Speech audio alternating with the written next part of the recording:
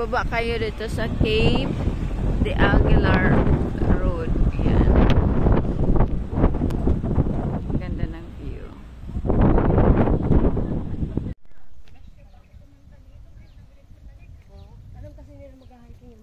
Pagdating dito may dalawang way. Ito yung papunta dun sa Crab Rock, yung sa tabing dagat. At dito naman dun sa para sa pag-check-in. So dito tayo dahil ang pakay natin is ang mag-check-in. So 2 kilometers pa siya.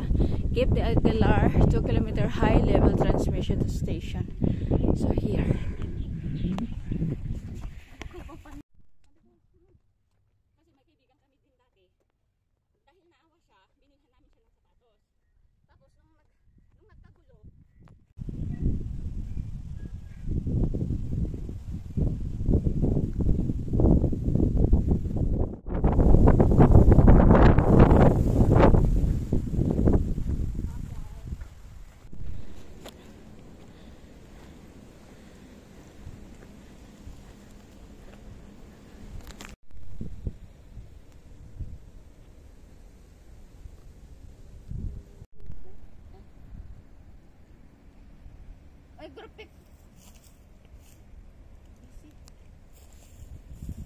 After check-in, nag-back trail kami at lilipat kami papuntang Obelisk Hill. Yan, dyan kami kanina. Back trail tayo. Dito na ulit kami kung saan kami bumaba kanina. Dito rin kami sasakay ng bus. Sililipat kami ng Obelisk Hill. Cape de Aguilar Road. From Cape de Aguilar, bumaba kami dito sa Shiko Country Park. Tapos akit kami dito sa hagdan na ito. I'm always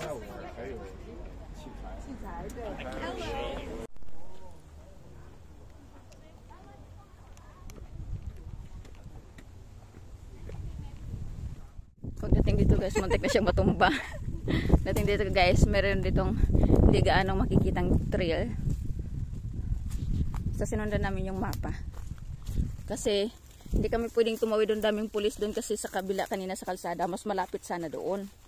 Kasi daming pulis baka mahuli kami, tsaka parang delikado din siya kasi highway. Tapos walang daanan ng tao. Tapos yun ang tinuturo ng mapa. So dito kami.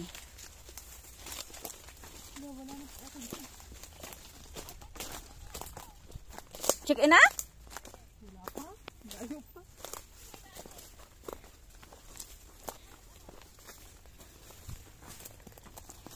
Buswak guys.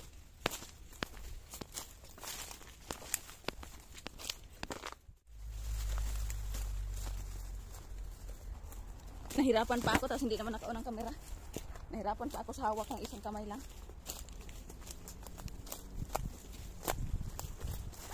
Oh, ano yun? Babalik ako?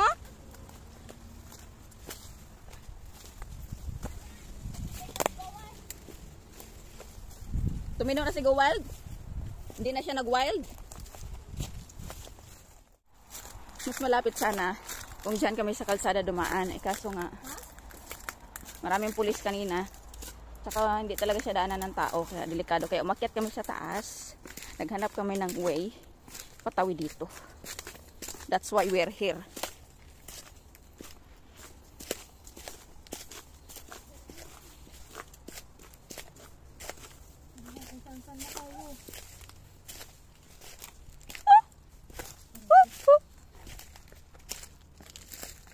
Diyan kami guys oh. Tapos tumawid kami. Diretso kami dito.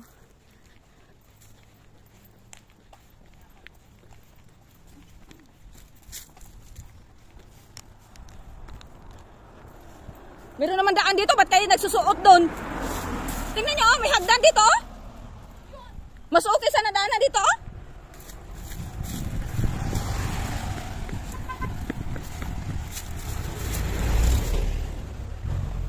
So ito na yung papuntang Obelisk. Tandaan nyo ito. Yan. Ang hirap ng dinaanan namin. Ang layo.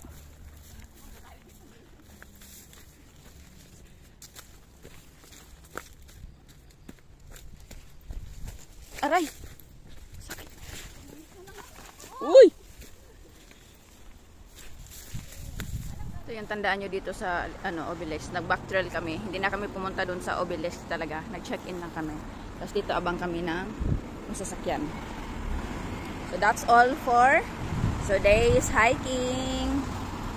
Ang busy ng kalsada.